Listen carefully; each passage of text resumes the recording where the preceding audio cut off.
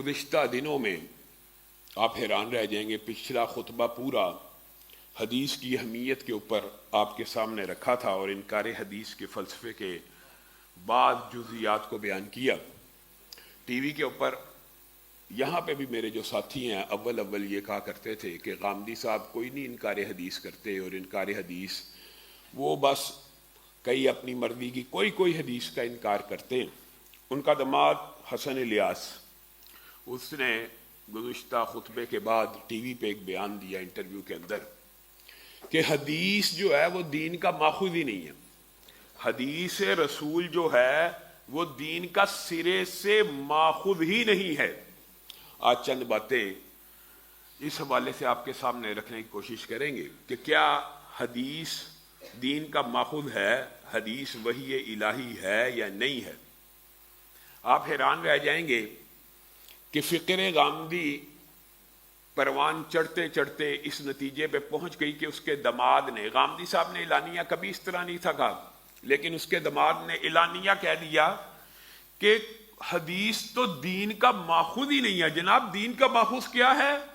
اجماع ہے، تواتر ہے، تاریخ ہے۔ آپ ان کی گفتگو سے ذرا انالیسس کیجئے، یہ کیسا عقیدہ ہے کہ تاریخ اجماع اور تواتر کہاں سے نکلتا ہے؟ تاریخ سے، تاریخی روایات سے کہ یہ عمل مسلمانوں کا رہا۔ تاریخ تو دین کا ماخوذ ہے لیکن حدیث دین کا ماخوذ نہیں ہے۔ ایک حدیث رسول اللہ صلی اللہ علیہ وسلم کی بیان کرنے سے قبل میں قرآن پاک کی ایک آیت آپ کے سامنے رکھنا چاہتا ہوں۔ وَأَنزَلْنَا إِلَيْكَ الذِّكْرَ لِتُبَيِّنَ لِلنَّاسِ مَا نُزِّلَ إِلَيْهِمْ وَأَنزَلْنَا إِلَيْكَ الذِّكْرَ لِتُبَيِّنَ لِلنَّاسِ مَا نُزِّلَ۔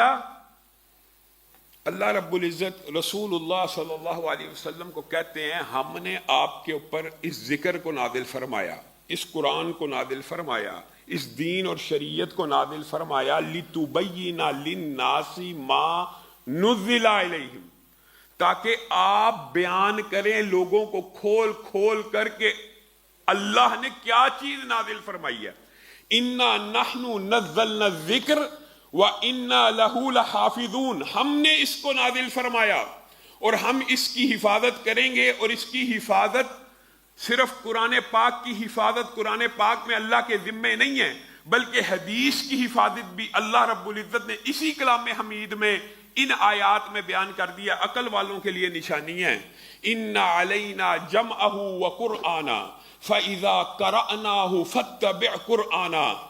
اللہ تعالیٰ نے یہ رسول اللہ صلی اللہ علیہ وسلم کو کب کہا تھا؟ لا تحرک بہ لسانک لتعجل بہ، اپنی زبان کو تیز نہ دہرایا کیجیے۔ جبریل آتے تھے قرآن کی آیت لے کر، تو جیسے ہی وہ آیت پڑھتے تھے رسول اللہ تیزی سے اس کو دہراتے تھے، تیزی سے، تاکہ یاد ہو جائے۔ لا تحرک بہ لسانک لتعجل بہ ان علینا جمعہ وقرآنہ، ہمارے اوپر ہے اس کا جمع کرنا اور ہمارے اوپر ہے اس کی تلاوت کرنا۔ فَإِذَا قَرَأْنَاهُ فَاتَّبِعْ قُرْآنًا، جب آپ کے اوپر اس کو پڑھا جا رہا ہو، یعنی جبریل امین جب اس کی تلاوت آپ کے اوپر کریں، یعنی اللہ کے کلام کی جب آپ کے اوپر تلاوت ہو رہی ہو، تو لا تحرک بہ لسانک لتعجل بہ، تو آپ نے اس کو تیزی سے نہیں پڑھنا۔ ان علینا جمعہ وقرآنہ، ہمارے اوپر ہے اس کو جمع کرنا، ہمارے اوپر ہے اس کی تلاوت کرنا۔ ثم ان علینا بیانہ، پھر اس کے بیان کو کرنا بھی اصل میں اے حبیب ہماری ہی ڈیوٹی ہے۔ لِتُبَيِّنَ لِلنَّاسِ، آپ کے ذریعے ہوگا، لیکن وہ جو بیان ہوگا اس قرآن کا، کوئی کم عقل، کم فہم، کج فہم یہ نہ سوچے کہ وہ بیان وحی الہی نہیں ہے۔ ثم ان علینا بیانہ، ہمارے اوپر ہے اس کا بیان، اس کو بیان کرنا بھی ذمہ داری اللہ کی ہے، لیکن لِتُبَيِّنَ لِلنَّاسِ، آپ کے ذریعے ہی بیان ہوگا، بیان آپ کریں گے، لیکن کیا آپ بیان اپنی مرضی سے کریں گے؟ وَمَا يَنْطِقُ عَنِ الْهَوَىٰ إِنْ هُوَ إِلَّا وَحْيٌ يُوحَىٰ، جو بھی آپ بیان کریں گے وہ اللہ کی طرف سے نازل کردہ وحی ہوگی، وحی۔